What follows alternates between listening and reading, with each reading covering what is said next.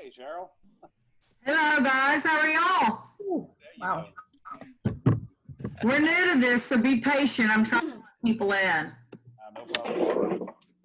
You know, you can't teach an old dog a new trick, just kind of slow learners. I've been doing this since Monday for the MTS virtual meetings. So I'm used to it.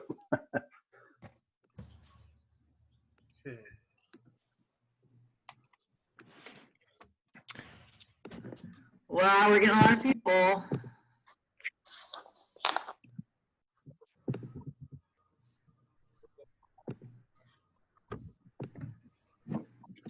I'm Miss Cheryl. Hello, how are you? I'm good, and you? I'm great. Dave, it's good to see these faces. Do we have to talk business before we just get up? Okay. In a minute, I'm going to mute everybody just so we can hopefully not have that feedback. Yeah, someone's volume's up too high. Well, y'all know my volume is.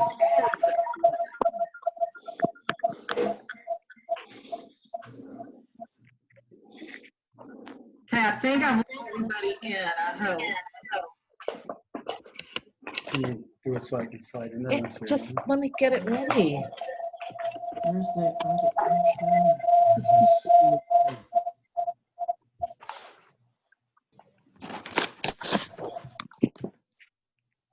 I mean, she hasn't let you in yet. start video? Yeah. This is kind of cool. I don't even recognize some names. There's going to be some new people on the call. No, you spoke that. Adam, where's Adam? Well, that's the person. Y'all, it's 6 o'clock. Let's give till about 6:05 to see who all wants to get on, and then we can go from there. 7 o'clock. There he is. There he is. Look at all these smiling faces. Hi, Ryan. Hello. I'd be How's happy. everybody? Oh, Very well here.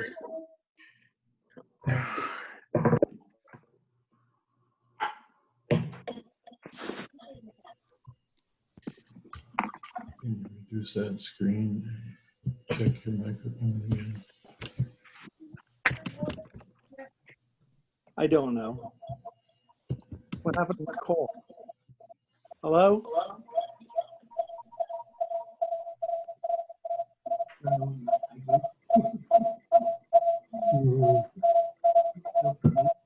What's that bad noise? Sounds like a They fan. set up cell phone to their computer, or they've got something. It's background from somebody's cell phone. Yeah, we're gonna. We're gonna go through how we decided to do this in a minute when everybody gets on.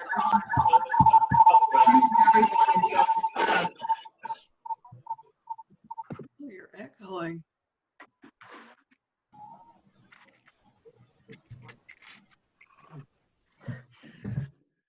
I like your background. you have to mute different people. See who it is. Ray, go ahead and why don't you mute, please? What was that? I said go ahead and mute. You're supposed to We always have trouble with your Cheryl. stuff on call. Look around. There should be an option there for you to mute everybody, and then unmute them as you want them to talk. Yeah, that's what we're gonna do, Joe. Yeah, I'm getting horrible echo. Learn to understand you much better if I can get familiar with the. Hey guys, I'm quieting everyone. I can't hear you. Yeah, I would mute everybody. I know. Okay, y'all are all muted. Sorry about that. I don't think the people who called in, it doesn't appear that they got muted. I'm talking. And that's where the noise is coming from.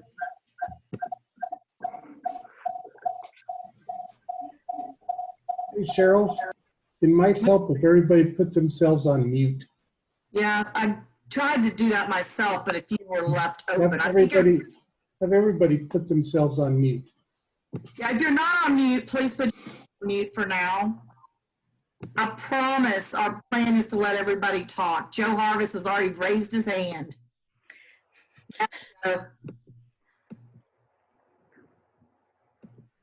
You're not not coming unmute, Joe. I'm not sure why not. No, there you go. What's up, Joe? I'm just testing it. Oh, okay. Okay. Hold on. I've got 2 more people wanting in. Let me let them in.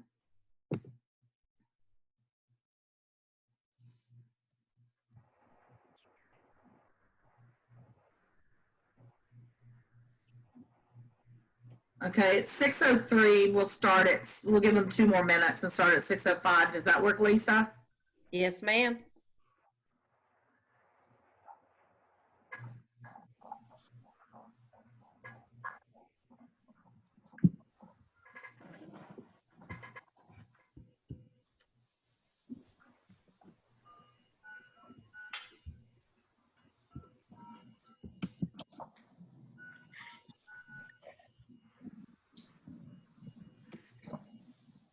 Welcome to Zoom. Enter your meeting ID followed by pound. You're gonna have that on the phone now. I'm not sure who that is that I'm hearing, but somebody I'm still hearing. You entered 844504888.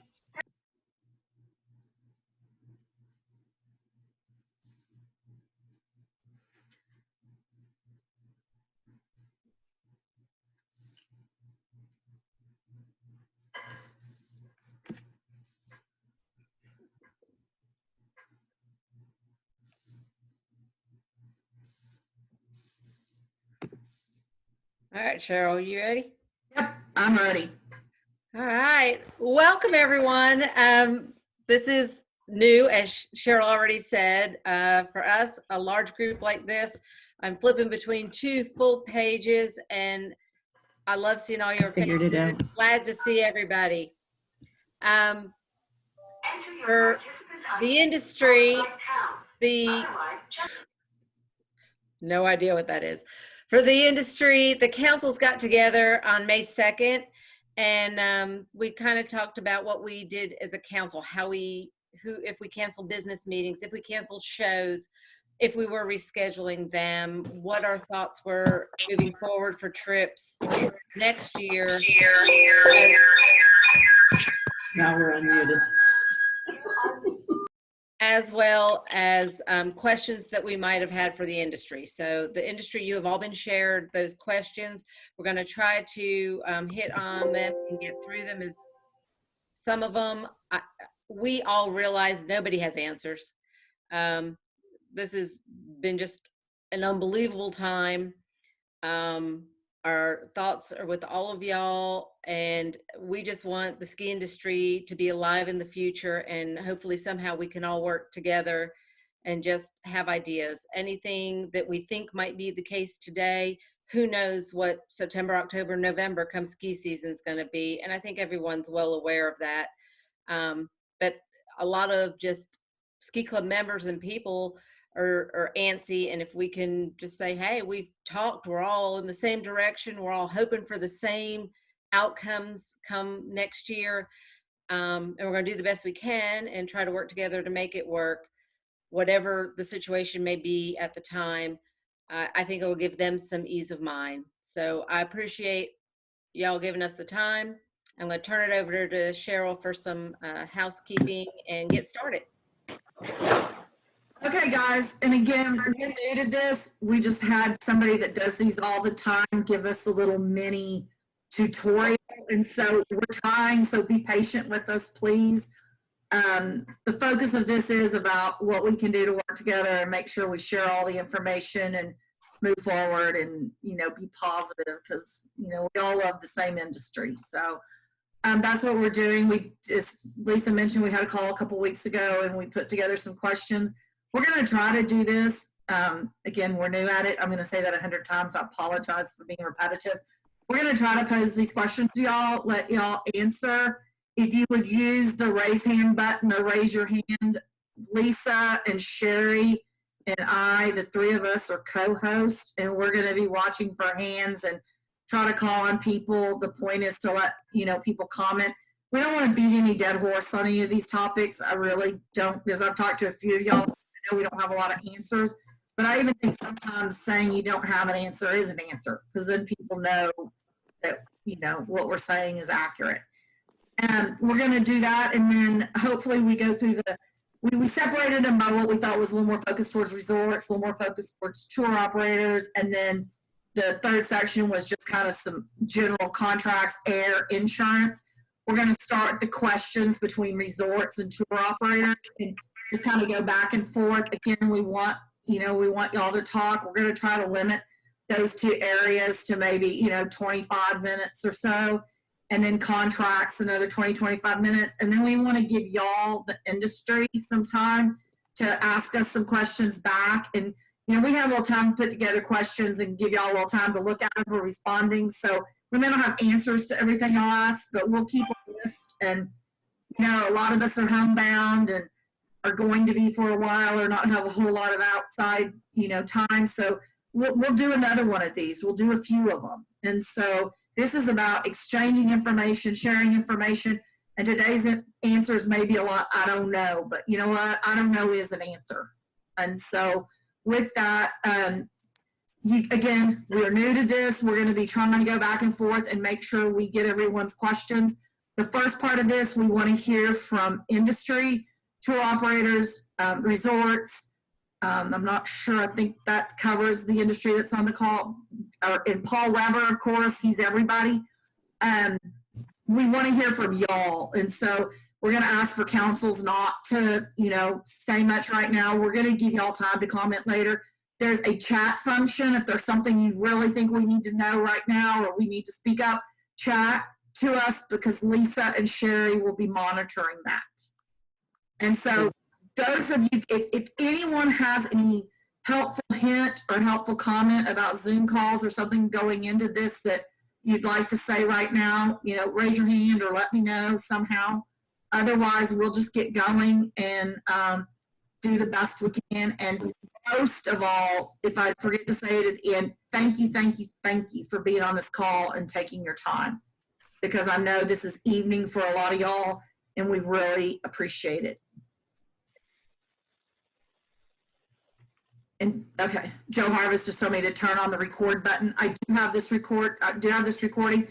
Anyone that wants a copy of the recording is welcome to it. There's nothing secret about this call. There's nothing proprietary. There's nothing. This is a call between all of us who love skiing and travel. And that's the purpose of it. Okay, with that said, I'm going to shut up. Well, not completely. I'm going to shut up on talking general. We're going to start with the questions. You guys, I emailed those all out. The first one, I'm actually going to let Andrew in. What's the conference call that Andrew coming in?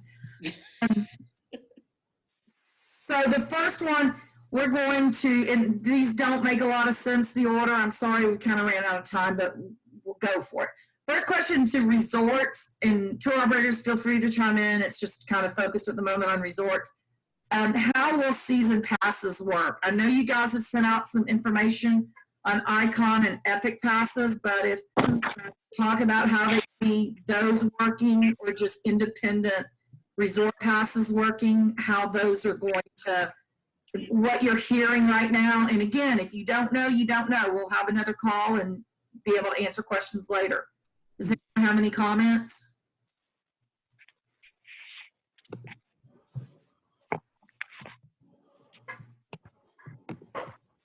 Okay, I'm hearing crickets. This is not a Well, all right, I'll say something. Cheryl, it's Mary.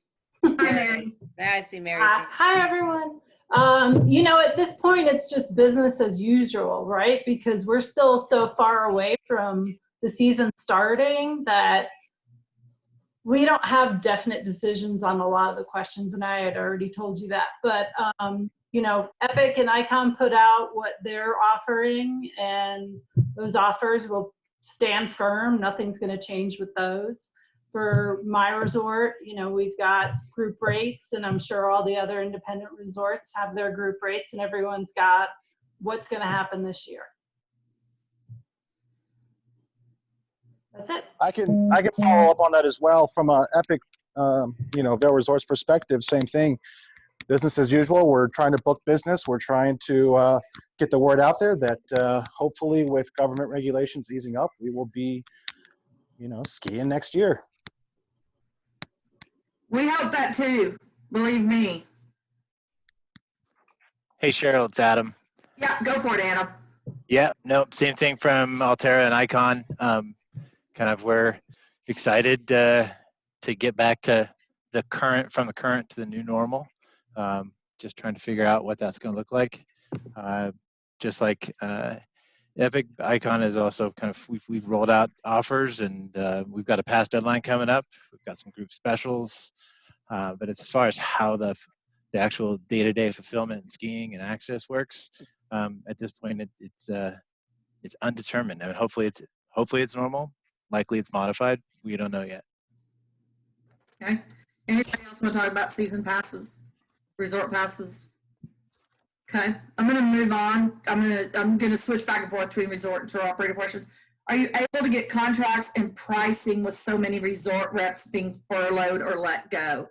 This is focused on clubs and councils who are wanting to go ahead and plan trips.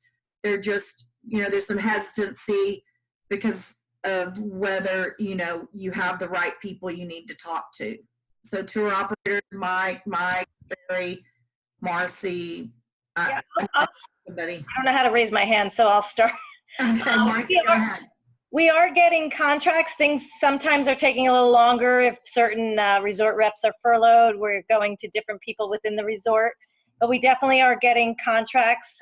All of the details in the contracts are a little different than they've been in the past. Lots of different policies are in place, but we are getting them. It just is taking a little longer to get sometimes. Not all the times, but we are getting them. So, and a lot of clubs are moving forward because of the relaxed policies. So it's encouraging to us at this point to see that the ski clubs and the councils are still moving forward. I agree. Tour operators, anyone else have any comments on this? Yeah, this is Sean and Holidays. I agree with Marcy. Actually, we're having the same thing. I'm sure everybody has been doing the MTS virtual meetings today and during the week, and speaking to a lot of the different ski resorts. So things are getting a little better over there and slowly opening up. But some of the hotels are still closed, of course, but others are opening up and sending contracts over. But basically the same thing. We're getting a lot of different policies, some much better, and hopefully they stay that way for years. But they're slowly coming in, and just as Marcy said, some groups still booking as well. So taking advantage of these much better policies, better deposit and cancellation policies. So, but they're slowly coming in, and I would think almost everybody would be in no later than the end of May. From what I understand from the hotels that are still closed, most of them are opening up by May. And are you talking primarily international, or are your comments also directed to domestic? These are primarily international, but I haven't had any problems getting contracts domestically. Cool. And I'll speak for domestically. I mean, we're, I deal primarily domestically, so we are getting contracts in domestically. And one thing that we've always known within this business is that, skiers are resilient, and ski club members and ski council members are usually the first, there's such a pent up demand, and they are usually the first ones to come back. So we really applaud this avenue and this business. And I think a lot of the resorts will be looking for the ski clubs and councils to start the process and get stuff on the books. Hey, Marcy, great point. I am, from the Mammoth side, boy, we have been so encouraged with the interest from the clubs and councils, and really looking forward to welcoming everyone back next season. Okay, anyone else have any comments on that specific point? I'll say this, guys, don't be afraid to at least ask for quotes. To their point, the wholesalers there is some delays because, a lot of employees are furloughed, but we're doing our best to get through a lot of that. It's just going to take time, but we do want to see these clubs and councils, in our resorts. So if there are any clubs or councils that are hesitant to at least ask for a quote or start that process, don't wait. To Marcy's point as well, the policies that we have in place have been relaxed in regards to attrition and cancellations. We recognize that it is a difficult time to make a decision, but we are in it with you in regards to the risk, right? We don't know what is going to happen next year. We don't know what resorts are going to open or not open, or what the social distancing and all those other things are going to be.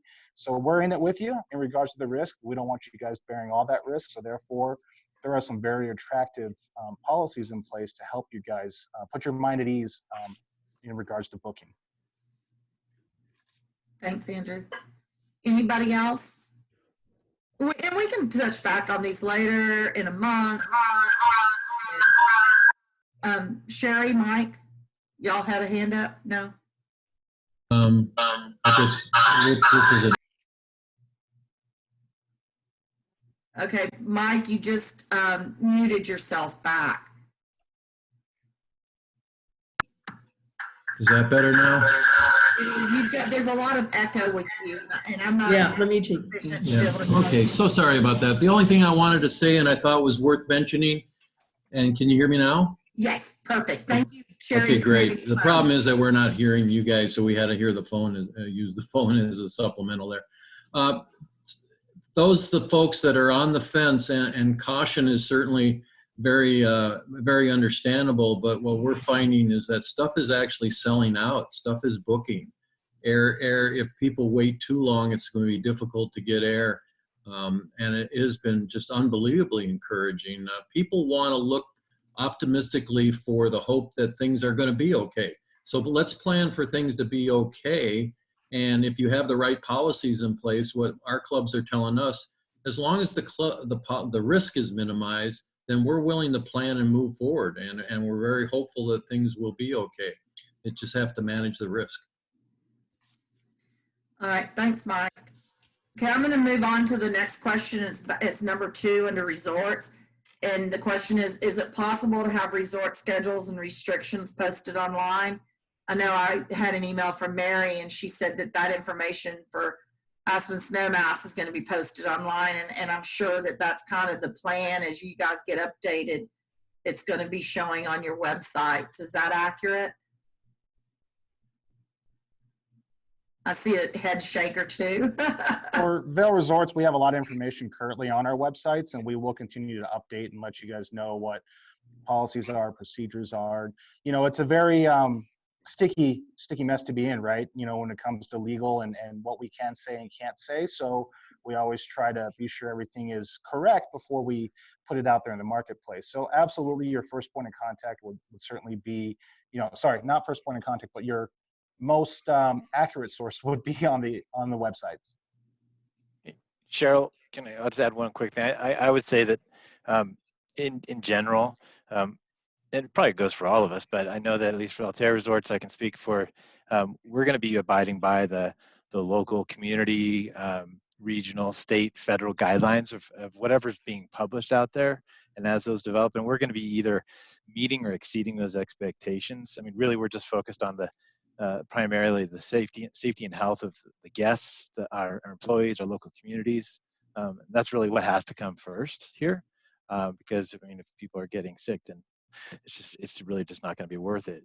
But I think that for us, that's what we're going to be following is what those rules are, because we definitely want to be in compliance with that and make it safe for everybody. Yeah, Adam's right there. We are kind of bound by the local restrictions and the governmental regulations around this, and we want to be sure we provide you with the right experience. We don't want you guys coming to our resorts and getting sick. But yeah, that's the key thing there, is that we want to be sure that everybody is, number one, excited to come back, and we want to provide that right experience, but number two, that we do it safely. Anyone else have anything they want to add to that specific question? Yeah, just following on Adam's question or response, and similar with Andrew, is we want to make sure we have the right information up there. And we're in the process of kind of gathering that on a local level, which Adam alluded to. So we just don't want to put any information up there. We want to make sure we have the right information that is understandable. And then if they have questions, they have the right contacts as well. Well, and that's a challenge for all of you guys, because as we read, we read online, I mean, things change every day. And so it's hard, and I know y'all try to be responsible and post the, accurate information, but it is a challenge with everything changing and not knowing. And also, you've got different governmental policies by, municipal, state, and federal. And, I respect and in awe of you guys staying on top of all of that.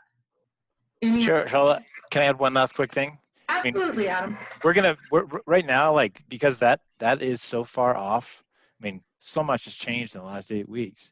But what we are going to be able to do right now is to watch and learn from, like, Timberline's opening Friday in Oregon, and we're going to learn from other industries. I mean, Disney opened in Shanghai over the weekend. We're going to learn a lot in the next, say, month to 2 months that things we wouldn't even thought of in terms of operations.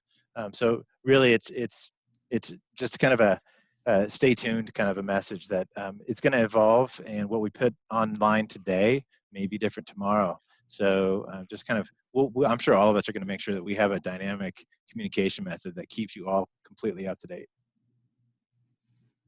I can just jump in here for a second. It's Colin from, I think I'm the only Canadian on the call, so hello, everybody. Hey, Canadian, welcome. Thanks. Yeah, we're keeping a close eye on our neighbors down in New Zealand and Australia, and the New Zealand resorts are already approved to open for the Southern Hemisphere, so we'll look at that for a little bit of guidance in terms of operations.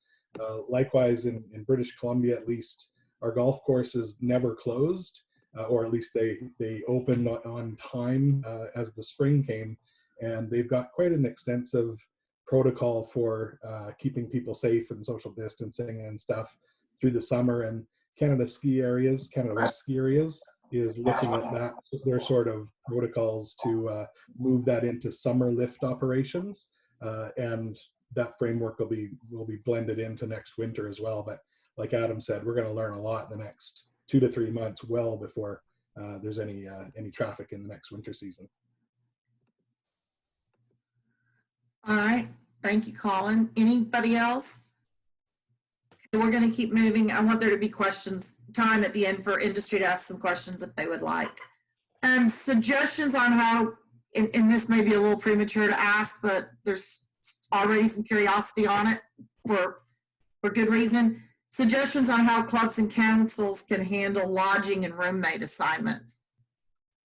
I know I talked to one industry today, and they mentioned that, 1-bedroom condos may become a little more popular as maybe hotel rooms, because you don't have the 2-bedroom groups to try to get together. Anybody have any comments on how to handle lodging and roommate assignments?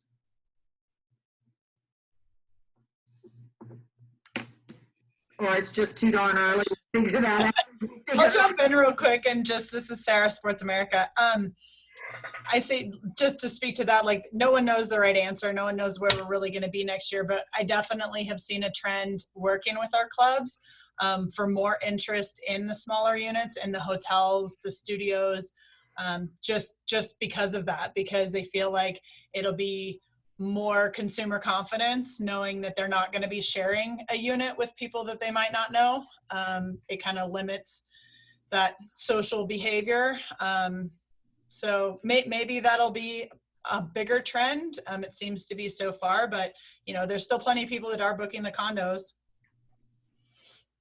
Colin just asked you a question, Sarah. Single or double occupancy? Double occupancy in most cases. I mean, all the contracts we offer, the opportunity to pay the extra for a private room. And I had one guy ask me the other day, well, can't you just make the single supplements cheaper? And I wish it was that easy. It'd be awesome to just make that work, but it's not that simple until room rates drop. So. Yeah, it would be nice if everything was easy like that, huh, Sarah? But then Mike wouldn't need you so much. If you make it easy on him,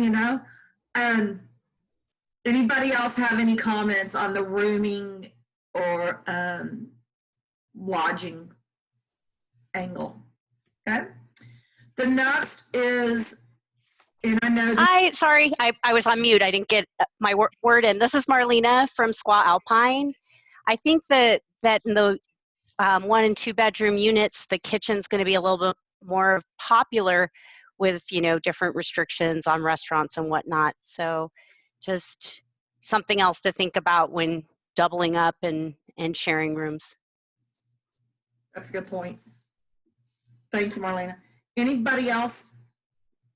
Okay. The next question, I know this is early on, but I know y'all are already talking somewhat about some ideas for next year. Question is, will there be restrictions on the number of skiers at resorts, and any idea what they will be? It's Mary. I'll take that.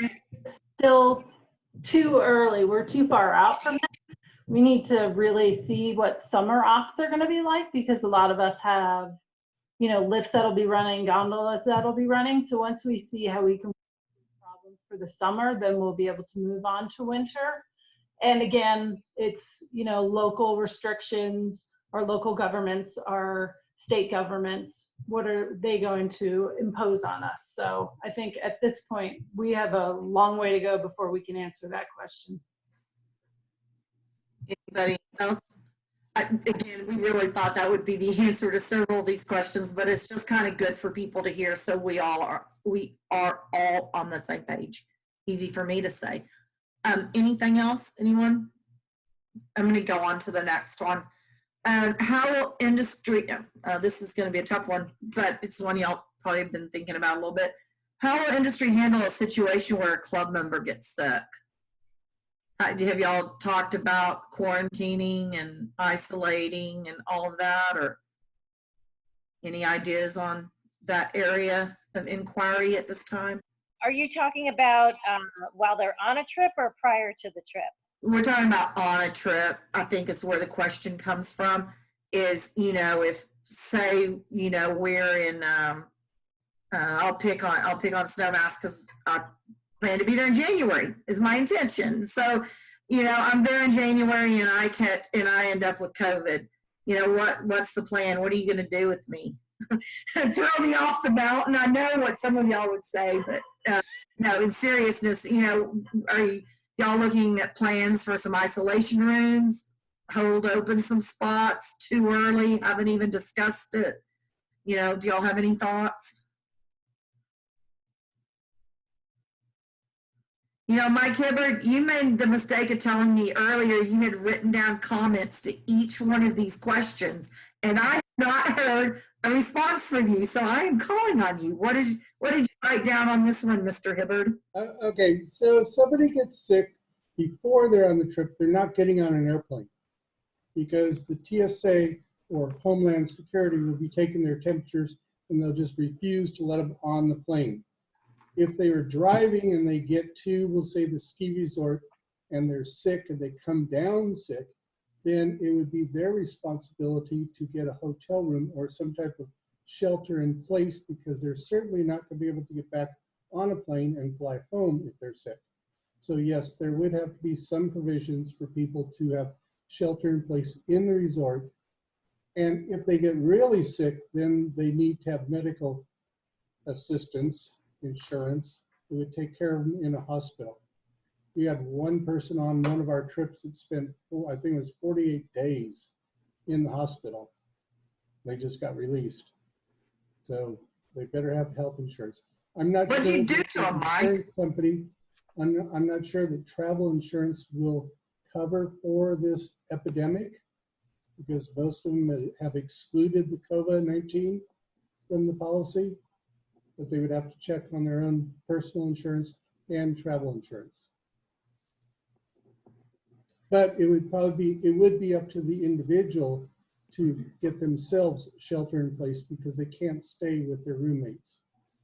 Well, and I think that's probably a lot of the questions that nobody really has answers for right now is, you know, are these properties out there going to have like quarantine rooms where if that opportunity arises, you know, are they going to have something that they could help that situation be fixed? You know, is it, you wouldn't want to say it's up to the club to have to fix it. Is it up to the tour operator to have to fix it? Or is this individual just now miserable and having to figure this all out in resort? Like, I think it's all questions that certainly going to have to be discussed, but I don't think that anybody begins to have that answer. I mean, they're potentially stuck there for, the next 14 days or more. And are all the people that were with them, does that mean they're all of a sudden getting a positive diagnosis out in January? So now all 5 other people that they were sharing a 3-bedroom condo with are also stuck in Snowmass for the next 14 plus days. It's tricky. Well, I think, it's tricky, and I think there's just a lot of questions out there, and I'm hoping maybe this gives you all some ideas of some of the thoughts that, the councils are having this far out, or that are their considerations and planning too. So hopefully that'll help some of y'all's thought processes. Okay, I'm going to move on to the next question, and it is back number 4 under industry. How will resorts be handling social distancing? I know, again, this is a, question, kind of far out since you're not planning any, parties right now, but I think some of y'all probably have some summer activities you're starting to look at doing. What are the current goals, plans? Well, what are y'all looking at for social distancing? Nobody talks. I'm going to keep calling on Mike Hibbard because, like I said, he told me that he had written down answers to every question. I can jump in here again. I'll say some things. Okay, Colin, go ahead. Okay, no problem. From social distancing, from an operations perspective, again, the plans are getting built out now in terms of lift lines and that kind of thing. The one question I would have to you, to council and clubs, really is some of the components on your trips, like the welcome receptions and that. I think those are the ones that are going to have difficulty pulling off, depending on the destination. And I think all resorts, whether Canada or US, will basically have to just abide by whatever the local regulation is in terms of group size. Currently in British Columbia, our maximum group could be 50 people, given staying 6 feet apart. And I don't see that restriction being lifted anytime soon, potentially through next winter as well, or potentially not even increased. So if a council comes with 51 person, one person doesn't get to come to the party, and you're going to need a pretty big room to allow for the required social distancing. I think that's going to be a challenge, and I think we're going to be dealing, even if, we hopefully get COVID quieted down and find a vaccine, et cetera. I think our ski trips next year are probably still going to have a social distancing aspect. That's my very uninformed, but read too much personal opinion. Anybody have any comment? Andrew, you were going to talk when Colin started talking. What were your comments, Andrew? Well, you had mentioned that there is some business on the books for the summer, and if that's any indication as to how it's going to look in the winter, I think it's a good gauge. Again, based on local government and federal regulations as to how you should be distancing and how you should be handling these functions, we are limited by that. So, I would use that as a barometer. However, it's not apples to apples, right? We have golf groups that are going out and they're staggering tee times, and people are it's one person per cart and stuff like that. But when you're talking about a ski event and we're throwing a party, we have weddings right now that are still on the books, and we're trying to figure out how do we socially distance those people so that we're within regulations and keeping people healthy. So it's a risk, and it's a balancing act as to how can you provide the right experience and meet expectations while adhering to local and federal regulations. And like you said before, I don't think no one has any answers quite yet. The playbook hasn't been written, and everyone's trying to figure it out. Yeah, that's a good way to put it. The playbook hasn't been written yet, but you guys sure are trying to start working on those chapters. Cheryl, I would advocate for one thing, that we move away from shape skis and get back to the long skinny skis. That'll naturally keep us farther apart. Adam, I'm so glad you're on this call to add a little humor to us. I appreciate it. I agree with you, Adam. Sean, I think you've got a question. I see your hand up. No, I was just giving a thumbs up to his response. Oh, sorry, that's my Zoom inexperience. I didn't know the difference. Sorry about that. That's right. Anybody else have any comments on that? Yeah, just from a resort perspective, this is Rick at Winter Park. That's the challenge right now is, we want to have these restrictions, whatever those restrictions look like. Is it 10 people or 15 people? So like, we're just going through and looking at our meeting space and saying, okay, well, if it does come out that it is 10 people or 50 people, like up in British Columbia, what does that look like, and being prepared going into when those restrictions do come out? Because I think that's the toughest thing about planning, and what those meeting spaces look like, what other activities look like, but just coming up with certain scenarios. So then when that number does come out of what that does look like, it's like, okay, plug that in and this is what it's going to look like. So it's obviously a challenging thing to try to go through, but just trying to be prepared when we get those actual restrictions. Well, we appreciate all the preparedness and work you guys are doing. Okay, next question. Are current contract terms being renegotiated as a result of the coronavirus? And I think where that question goes is if they've got a contract in place for, say, spring of 2021, are y'all allowing them to put in a maybe more COVID-friendly cancellation policy or some force majeure language, etc.? Are y'all seeing that, or what? Your How much money are you losing this week? Yeah. Yeah. Take a break. Yeah. Copper Mountain, we are amending contracts for more lenient cancellation for current contracts and new contracts. Our force majeure and our cancellation policies, both. Hi, Noni. Thank you. Hi, sure. Yeah, absolutely. All contracts that we had in place prior to COVID-19 coming out have been renegotiated with the new, more relaxed policies. So, yeah. And y'all don't, I know sometimes councils get the reputation of having our hands out. That's not the question here. We just want to know, because this is some new ground for everyone. And we'd certainly rather, this is me personally, I'd certainly rather see, clubs and councils renegotiate than cancel if we can.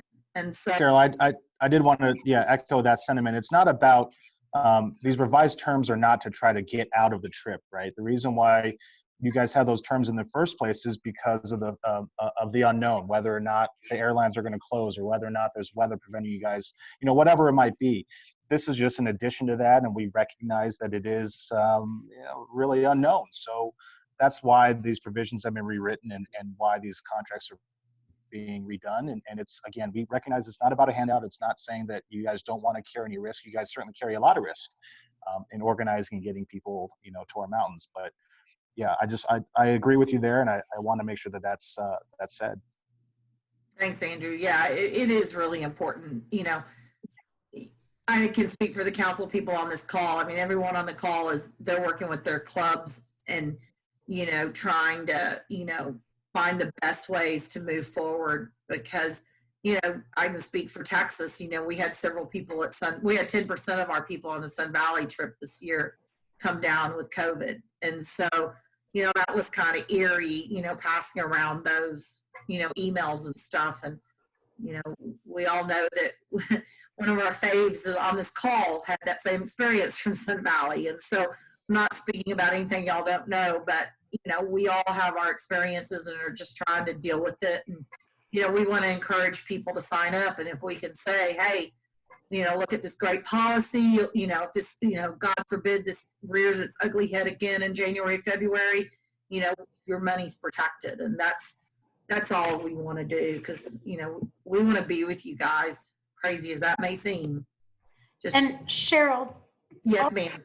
Just for clarification's sake, our force majeure also allows us to cancel also.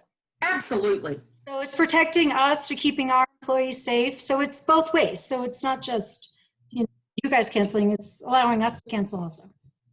Absolutely. And on the call the other day, you know, I think most of y'all know I'm a lawyer, and so that not every now and then, but you know, one of the things you have to look at in those clauses is, you know, who cancels the trip, whether it be the, you know, Texas may be shut down, but Colorado may not. And so those clauses need to forward both ways. And, you know, just because Texas is open doesn't mean Colorado is, and y'all need to be able to say, no, you can't come, like Noni just pointed out. And so, you know, it is all the way around. Noni, I appreciate you saying that. Hey, Cheryl, Ryan Billiot over here, April Hospitality. How's it going? Hey, I was just wondering if there's any thought process on maybe more uniformity in a pandemic clause with contracting. Of course, I believe most of our force majeure cover, you know, restrictions, government restrictions, travel restrictions, group gathering, things of that nature. And I've had a few wholesalers and a few other clients request specific language, and we're certainly open and including that within our documentation. But has the council or industry thought of just creating something standard just to protect the industry as a whole? You know, we have the first question under contracts and air insurance is about what will wording be used for cancellations, blah, blah, blah. And I think where that was going was, you know, is there a way for us to get together and have a uniform policy that covers both industry and councils that we can move forward with?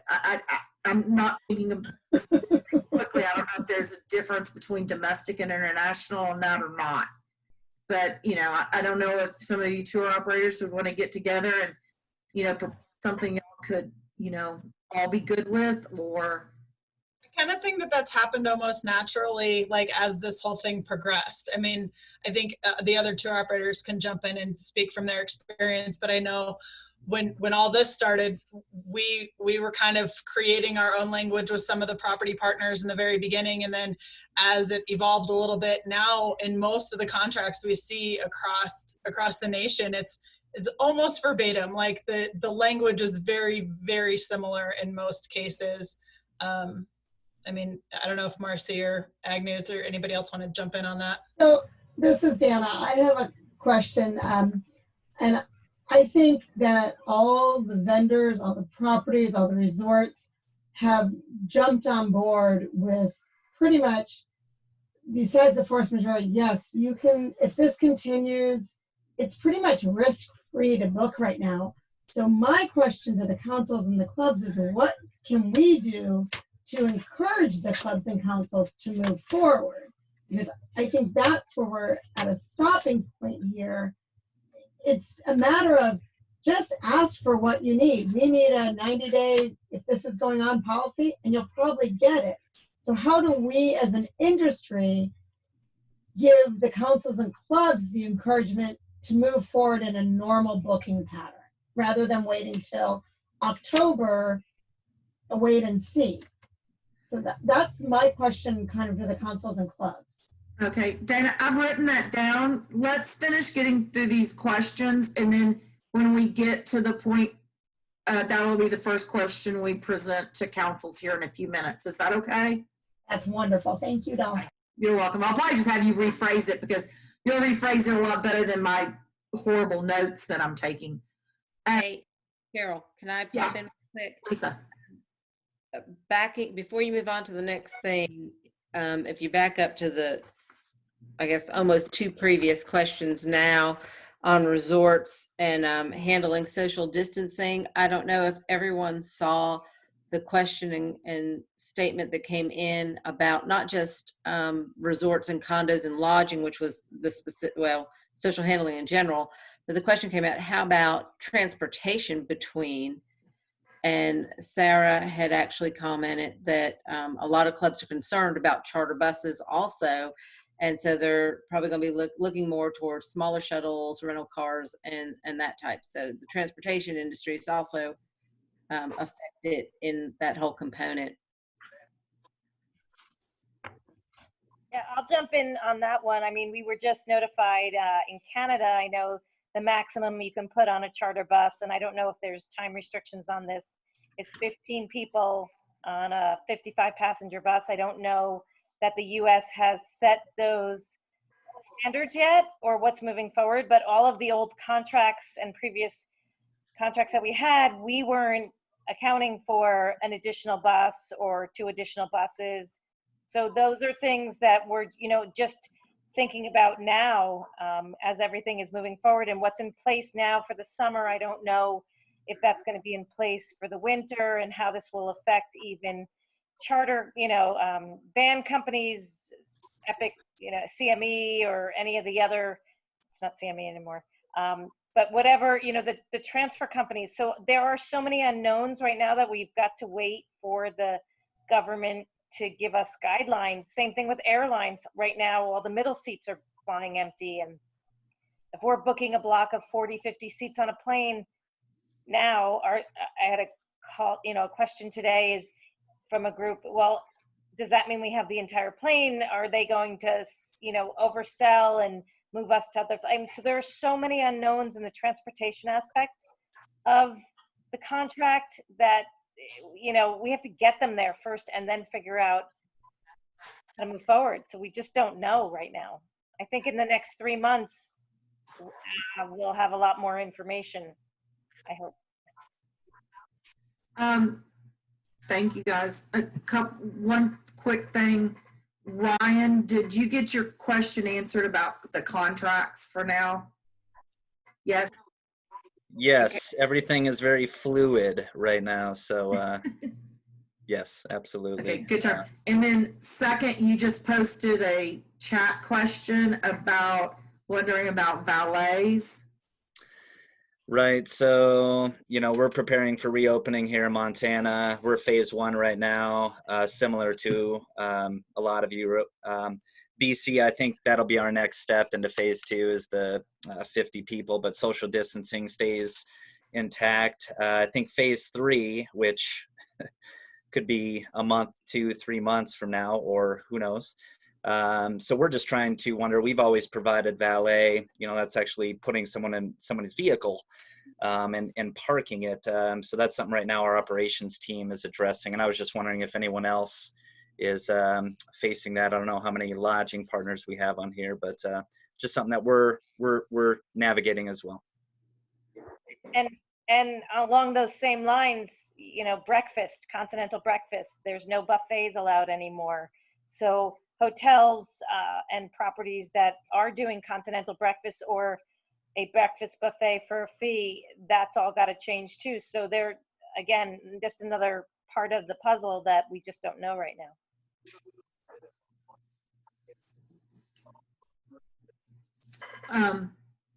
Any more comments on that? Colin? Yeah, just sorry, I was typing, but I'll just say it.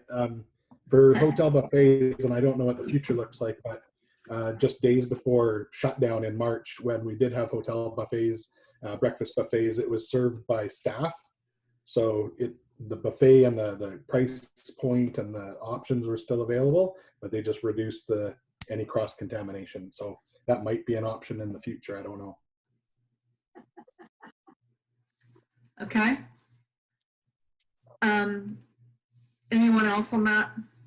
Okay, I'll move on to the next question and then we can go back to more general conversation a little bit.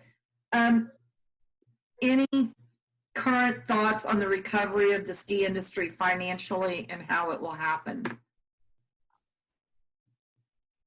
I realize that this is very early on, but people are already concerned about you guys recovering, and that was one of the questions, so I'll throw it out there. I'm going to go back to picking on Mike Hibbard. Hibby, where are you?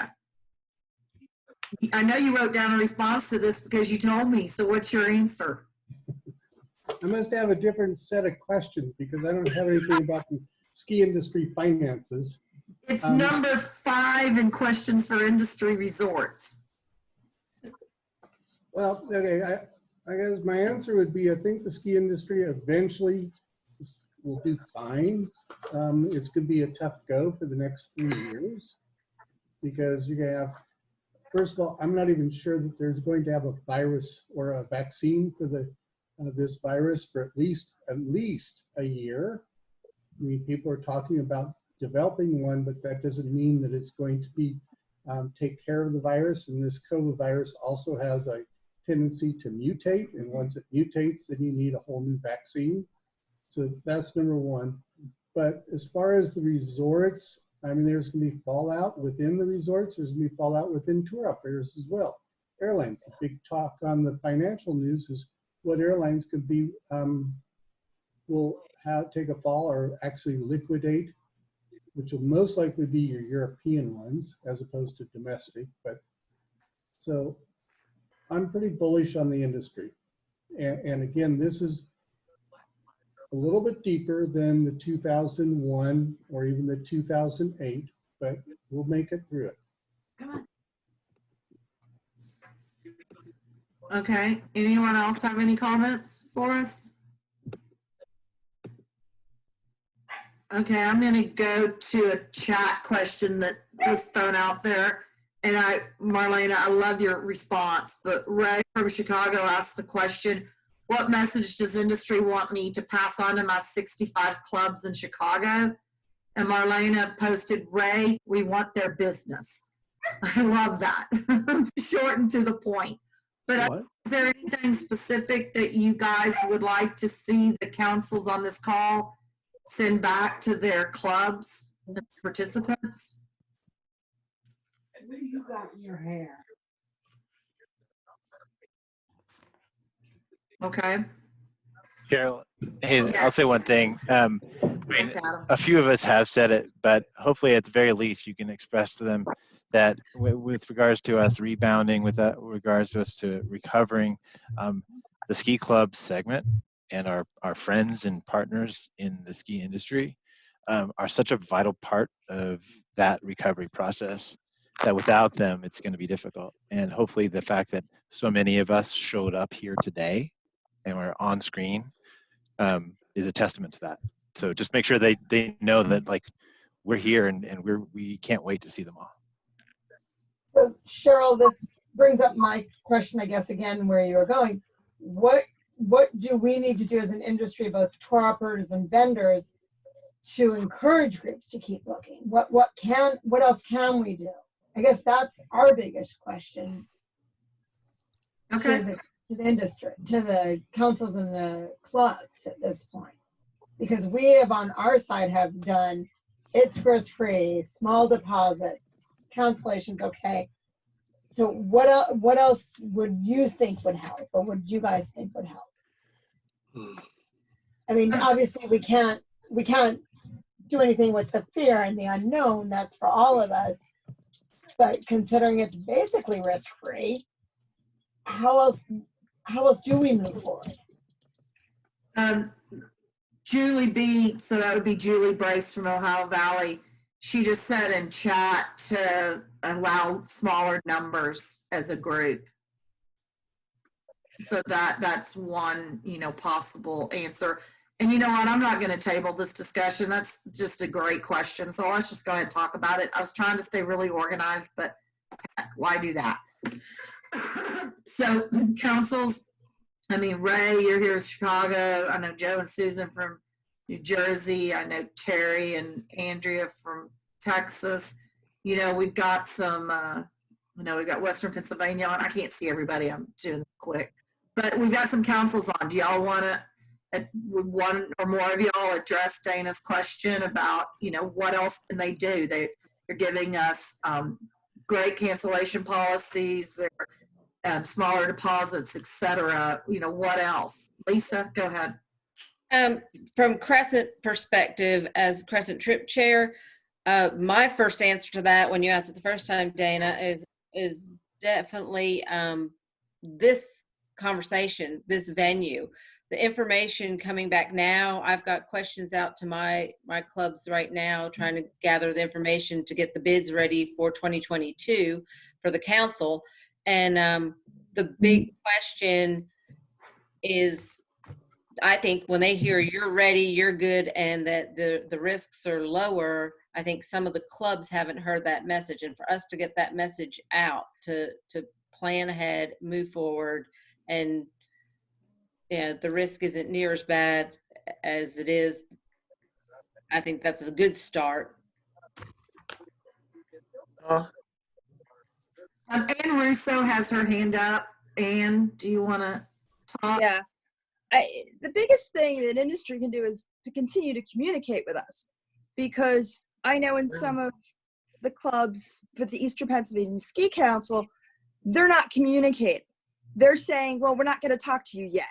Well, saying to us, hey, I'm not sure what I need to do yet, is better than I'm not going to talk to you. We had a really, really successful call like this with Sports America, with a bunch of the clubs who are going to go on our steamboat trip. There was a lot of great communication. We got a lot of great feedback. And a lot of those clubs have put a lot of their trip planning on hold because they don't know what to do. And the one thing that I can say is just keep communicating. And to me, an answer of, I don't know yet, is so much better than not getting back to me.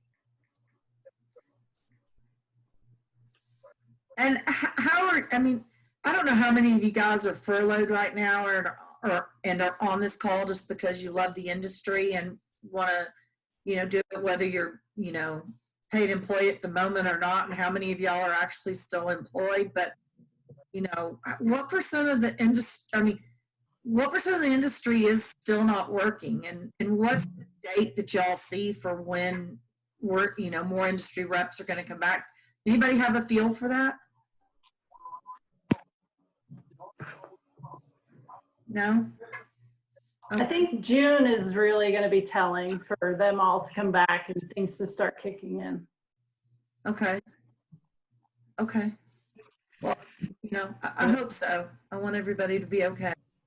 We've got one club that does 4 trips with us, and they do it, and we can monitor the numbers that they're producing. And right now, they might be 10% behind normal as far as their bookings. My position is, and has always been, that we can't stand still. We're either going to go move forward, or you're going to go backwards and sit on the sideline until fall, and then it's going to be too late. And I've been preaching this to these clubs, and most of them jumping out there and taking it and just running with it. And they seem to be booking. Southwest Airlines had an interesting ad, and the ad was ready to travel. Their Southwest is acting like nothing happened. And it seems to be taking off. They're actually doing $49 airfares right now. Okay, back to Dana's question. We heard smaller numbers on trips, and we heard Ann talking about the call with Sports America. That seemed like a positive thing that tour operator and resort could do to communicate with clubs to kind of let people know, kind of like what we're doing tonight, but with a little bit different membership involved. One person just posted another question, and it was kind of along these lines: is, will you have advertising budgets for our ski guides? I guess that would really be ski clubs. And maybe that's something else that could be helpful to, help with some advertising dollars. I don't know. I know a lot of councils have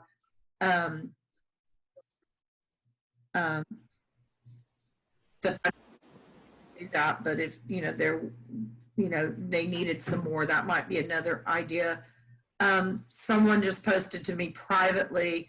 They asked about allowing cancellations within 90 days because members are going to be slow to sign up for trips. I know 90 days is pretty generous already. Have any of y'all been doing less than 90 days? We've seen 90 days on some contracts. Pretty much right now, everything is negotiable. And if it's something that a club sees, like, well, can we get this? We're your advocates here as your tour operator. We'll go to the vendor and say, hey, can we get this? And right now, people are being pretty flexible. So I think we have seen 90 days. I've seen 60 days. Okay. So basically, the old adage, if you don't ask the questions, the answer's always no. Exactly. You know, you ask the question and if you get yes or no. I mean, again, we're just trying to work together and through this. Really, that his marketing. Go Uh, ahead, Marcy. I'm sorry.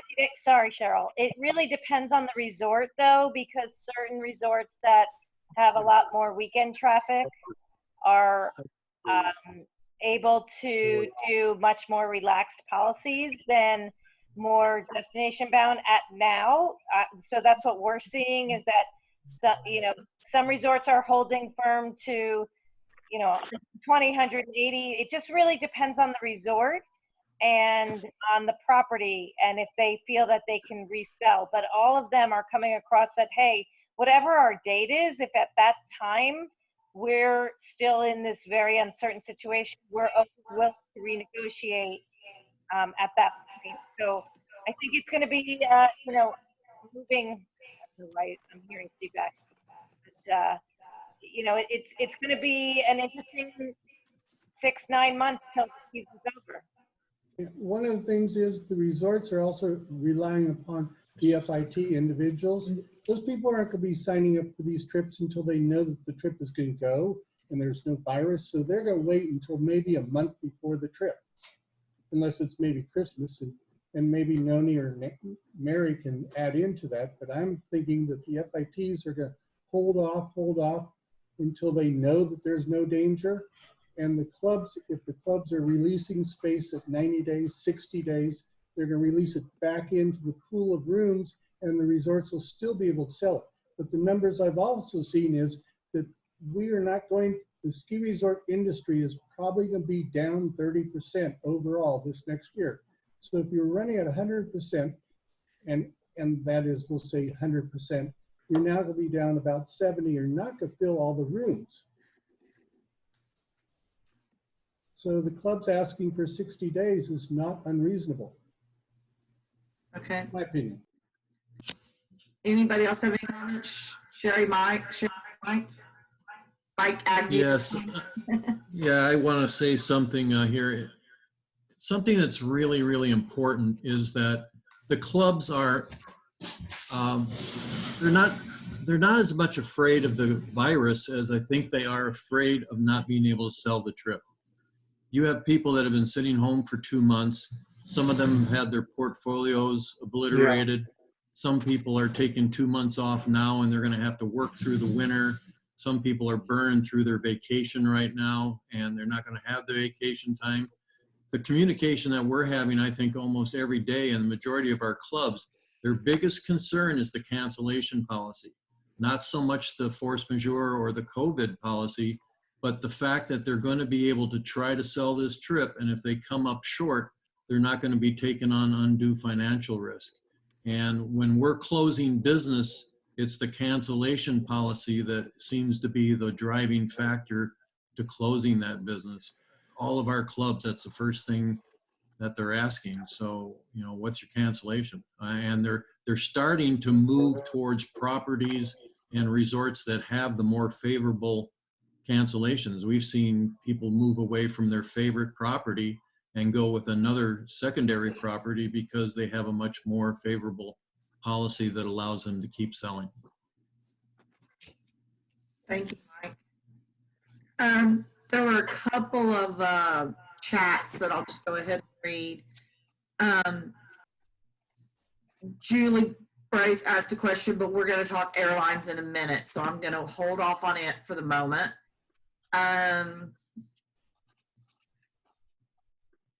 Mark Harris posted, I listened to Utopia presentation yesterday and they said booking was looking good for July and on, that June was still slow.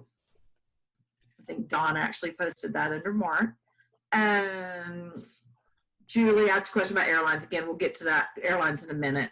Ryan from Averill posted marketing and travel budget is frozen.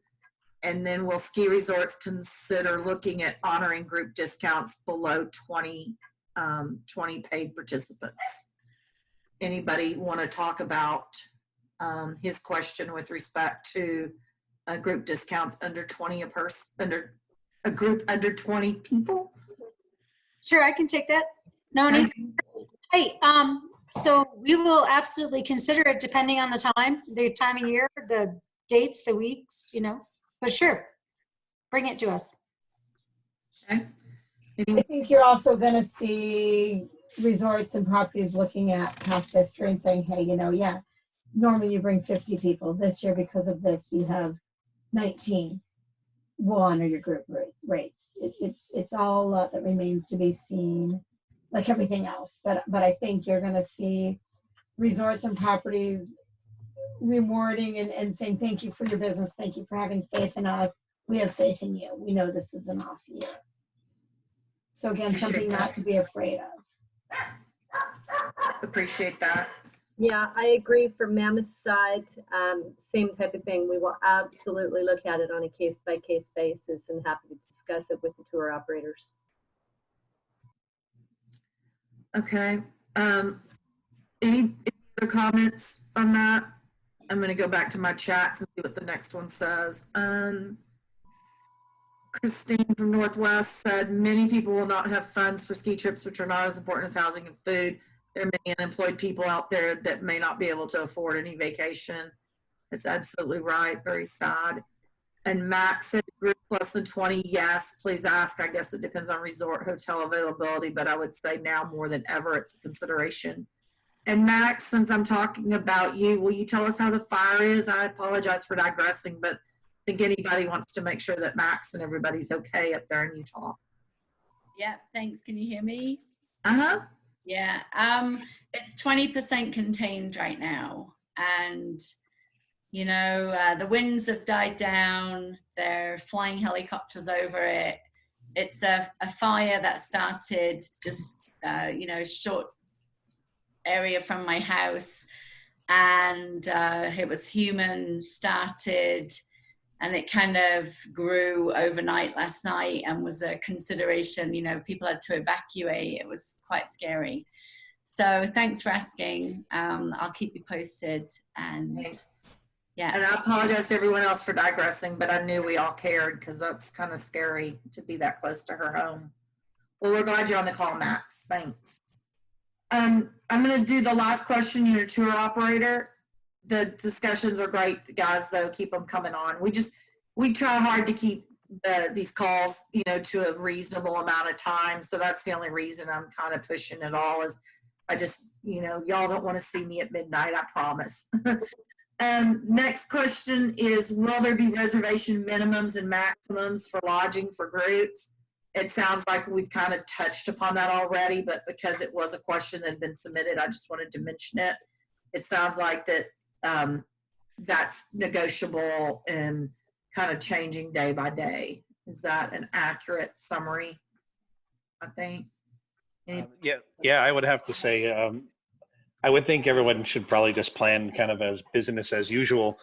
If you have 10 people, if you have 12 people, if you have 8 people, I think we can, as we pointed out before, the hotels, the destinations are all looking at, they're looking at everything individually and trying to make everything work as easy as possible for everybody. So there's really no minimums.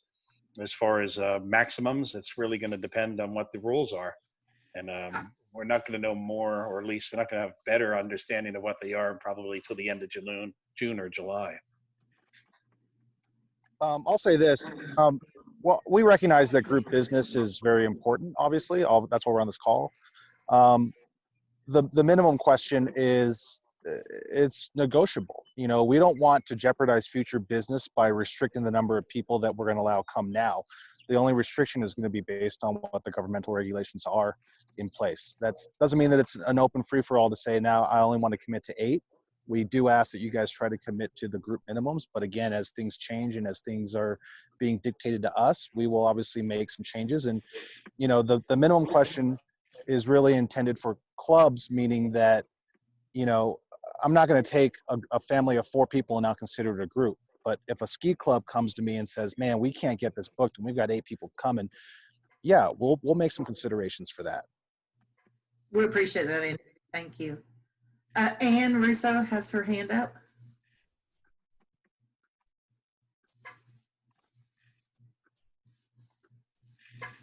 She's not. There we go. No, I forgot to take it down. Oh, okay. Okay, like I said, you guys, we're new to this, and so I see a hand up, and I'm like, oh my God, I gotta go to it. So, okay, that is the questions for industry and tour operators that we kind of separated. We're going to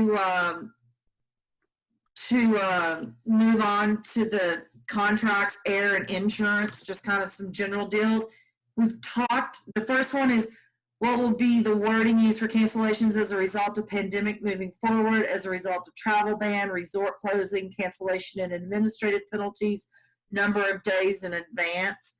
I think we've talked about all of those, but because that is an important part and piece of what we're all struggling with, I'm going to go ahead and just throw out that whole list of, you know, subparts. Does anybody want to talk about, you know, anything with respect to the cancellations or administrative penalties, days in advance? Anybody want to speak to any of those again?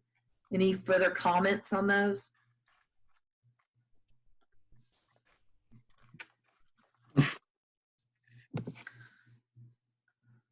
I guess not. Okay, well then we're going to move on from that one. The next one, I think we all know who's going to speak up on this one. And the next question is, how are airlines handling members using frequent flyer miles and cancellations? What are current airline rules?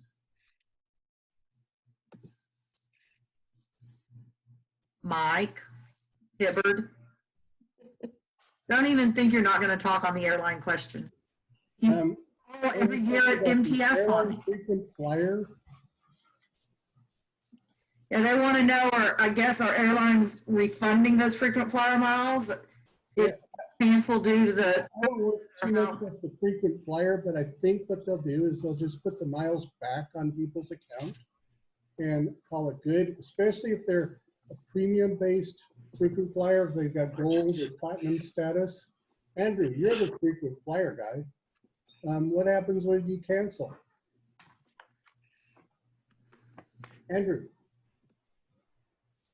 Okay. Sorry, I'm here. It just goes back.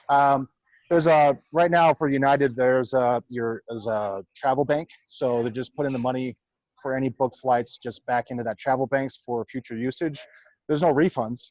But I haven't used any of the miles, but like I said, there's that travel bank of funds that, so all my spring travel has been banked into this for future bookings.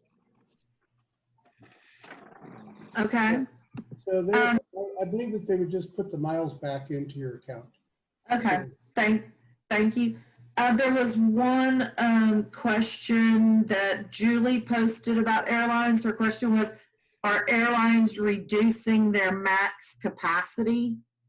I know we all saw the picture of United Airlines with the full flight the other day. But as a whole, does it appear that the airlines are going to be having reduced capacities, the middle seat empty, et cetera, like that? Any comments? Okay. I'm going to move on to the next air question. Is now a good time to book air? Any speculation as whether air prices will go up or down? What about fewer seats, fewer flights? How to handle these issues? Are you talking about for group or just individual travel? Because for groups, it is a good time to book because all the major airlines that we have group policies with, we can cancel at a certain point without penalties. So we're finding that the fares are pretty decent right now. And we can book seats now and cancel 90 days for United and Delta, 60 with American. We don't know what Southwest is going to do with their group policy, but we just, it is a good, it's again, going back to it's risk-free right now to hold the group space. And if you can get a decent fare, why not? Right now is the best time to book air for a couple reasons. One is the demand is very low, supply is very high. The airlines have not reduced their schedules yet for next winter. So there's plenty of seats out there. Number two is one of the major components to the cost of an airline ticket is fuel. A barrel of crude, as of, I think yesterday, was about 22 bucks a barrel, 23 bucks a barrel. Prior to the March 15th, it was in the $65 a barrel range. So what you're seeing is the airlines have got at least a 2/3 drop in their fuel pricing. And if I was an airline and I had the cash, I might start buying futures on it so that I get my position like they used to do at 25 bucks a barrel. Actually, if you really go back through it, one day the oil industry was willing to pay you 25 bucks a barrel if you would take it off their hands. Okay? And Cheryl, being from Texas, probably feels it. Yeah. Yeah. Okay, I think that pretty much answered those questions. You know, I saw, well, I'll ask a couple more. I'll add on to that a couple. I saw the other day that Delta canceled their service into 10 airports until the end of September. That's the only thing I've seen in the general news. Have other airlines canceled service into any airports? I know a lot of our ski resorts are the smaller airports that we like to fly into. Have you seen any cancellations into those at the moment? Well, I can just tell you that, and Sean will, being both of us live in the New Jersey area, and there are 15 flights a day right now out of Newark compared to one of the busiest airports in the world. So they have cut back now. I have seen that they're adding flights back starting in June, not certainly to full capacity, but they have to keep their gates open. We just found out today that the Canadian-US border restrictions are still going to be through June 20th, I believe. Colin might be able to confirm that. I just saw that today. So, I mean, the airlines are still flying, but there is they're much lower capacity. But we have found that for the winter, we have seen the same schedules come back, the same amount of flights come back. So that's good news. Hopefully they'll continue. That is good news, everybody. Okay, anything else on the air issue that anyone would like to ask or anything at the moment? I'm going to add just, Marcy, thanks. The 15 passenger on a 56 passenger coach and the border restriction changes. You know more about Canada than I do, so I'll call you to get my updates. Okay, the last in this area is about insurance. And I'm not sure how many of y'all do a lot of the insurance or if you just kind of pass it on. But the question is, what travel insurance is appropriate for current issues? And how have you seen insurance companies interpreting policies? You know, I can answer part of that. The lawyer in me knows that is like a heated litigation topic at the moment. Is the way insurance companies are interpreting policies. So that's going to be crazy for a while. But does anybody have any specific comments on the travel insurance and what is appropriate for the current issues we're facing? Well, I know that our insurance company, which is CSA and Generali, they always had a pandemic as an exclusion, and that's how they got out of paying on any of these fees. If you got sick prior to travel, whether it be COVID-19 or the flu, you could be covered, but the fear of travel is not covered. And it's interesting because we just were able now this year to sell cancel for any reason insurance to groups. It was never an option, but moving forward, we're able to do that now. But again, there is the pandemic exclusion in the cancel for any reason, which makes no sense to me. So you can cancel for any reason, but you can't say it's the fear of travel or it's COVID-19 that you're canceling for. It has to be another reason, whatever reason that is. All about how you word it. How you word the demand of the insurance. But I don't see that the insurance companies are going to allow for pandemics because those are, if you're sick, if you purchase the travel insurance and you are sick and you can't travel, yes, you are covered. But again, the fear of travel, you are not covered. Because it's no longer considered an unknown situation. Now it is a known situation. So it's that wording, I think. Correct? Any of you on this call that deal regularly with someone for travel insurance, if you would email me separate and let me know who that is. We've talked about doing maybe a webinar for the councils. I mean, industry would be welcome, but I don't know how many of you'd be interested in it. We've talked about maybe doing a webinar for the councils with some of our, some of the people that we tend to use for travel insurance, so that our councils can ask some questions about the different policies. And so if anybody has a insurance person you use and really like, send me their names, because a lot of our clubs or councils use Myra with travel protectors, I think is what it is. And so Yeah. something we've already reached out to, but I don't want to show any kind of favoritism. If there's 2 or 3 other people out there y'all really like, let me know, and we'll try to do a panel and let them all have some access and see if it can be beneficial to them and beneficial to our members. So just FYI, we talked about that. Anything else on insurance? I have had an email from someone while we were on this call. I didn't get an email, or it went into spam or something, but I have one follow-up question. I think the first part of this has been answered.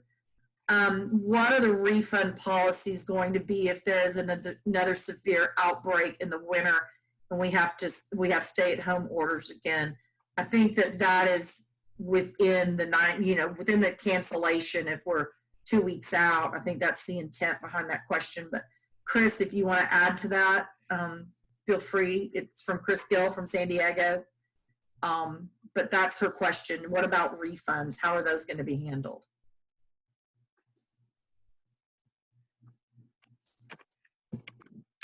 Any comments? Y'all aren't sure? It's up in the air. Well, I can say, I know at least a couple. So our force majeure says that, if the WHO or the CDC has regulations and there's no travel, of course, they cancel everything and give you your money back. That's our force majeure. So that's within 90 days that policy would take place. And that absolutely takes place. The issue is, yes, the lodging and the lift tickets, and typically the busing was not issues with full refund. The airlines sometimes refunded if the flights didn't fly, but a lot of times, in our cancellations from this spring, it was future credit, which they have extended for 2 years. So it's, hopefully we'll all be traveling within 2 years, but we can't say that it's 100% full refund when we're dealing with all these different entities and we have to follow their policies. Absolutely. That's that's hard work on y'all to get all of that done.